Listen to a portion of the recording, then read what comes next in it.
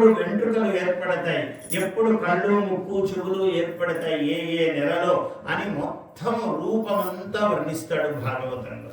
ఈ కపిల దేవహూతి తల్లి, కపిలుడు కుమారుడు. ఆ కపిలుడు తల్లికి జ్ఞానము బోధిస్తాడు. ఆయన నారాయణ అవతారం కాబట్టి తల్లి కూడా ఇటువంటి వాడిని కన్న తల్లి సామాన్యురాలా? ఆమెకు తెలియక కాదు, లోకానికి తెలియాలి జ్ఞానము. కాబట్టి తల్లి కొడుకుల యొక్క సంభాషణం, దాన్ని కపిల దేవహూతి సంవాదము అన్నారు. అటువంటి కపిలావతారము ఆయన 5వ అవతారము. సాంఖ్య శాస్త్రమును రచించిన వాడు కపిల మహర్షి.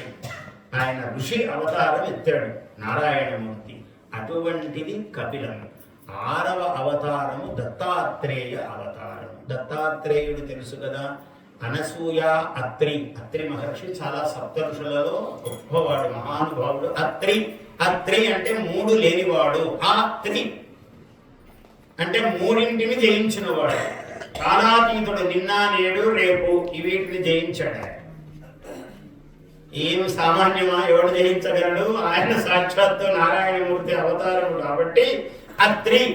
అనసూయ, అసూయ లేనిది ఆమెకు. వాళ్ళ పేర్లలోనే రహస్యాలు ఉన్నాయి. అనసూయ, అసూయ లేకపోవడం లోకంలో ఎంత కష్టమండి, చాలా కష్టమైన.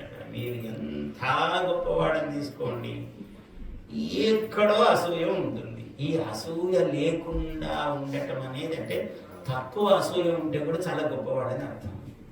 అయిందానికి కన్నానికి అసూయ పడతారు చూసారా? ఇంకా వాళ్ళట్లా వీళ్ళు